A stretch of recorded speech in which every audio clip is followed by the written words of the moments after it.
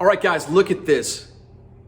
Look at this. No, this is not kombucha, but it sure looks like it, right? I'm clouding this up on purpose for you now, getting the sediment going. Guys, we're talking about Pet Nat, the hipster champagne. You probably heard that term. People ask me about this a lot. Pet Nat stands for Pétillant Naturel. It's the oldest way of making champagne, making sparkling wine. Far predates champagne.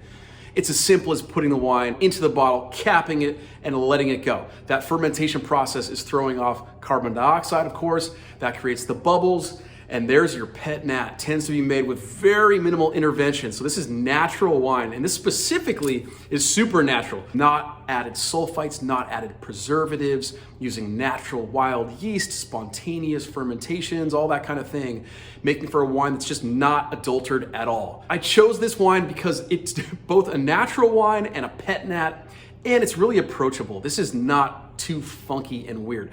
Natural wines can go that way. They're not preserved. They're a little wild. They're untamed. They're hard to predict, which is why a lot of winemakers don't want to mess with it because it's dangerous. You could lose your whole vintage if things go wrong. So Pet Nat can go that direction and be a little bit funky, a little bit weird. This is perfect sort of beginner's Pet Nat. It's also just delicious by itself. I love it. This is bone dry, okay? No sweetness in this sparkling at all. It's Pinot Grigio, so that sediment we're seeing here is a combination of kind of lees that are spent and the Pinot Grigio skin contact hitting it. That's why you get this really cool kind of pink, orange, peachy, salmon color. Like I said, I love this wine. It's delicious. This has a lot of red, ripe red berry, sort of think white strawberry on the nose and same on the palate. Really nice toasty leesiness, very bright. This is great with foods. Think about like pungent, aromatic foods. Think about Thai or Indonesian or Indian. It's also lower in alcohol like most Pet Nat is, which is great for food. It's got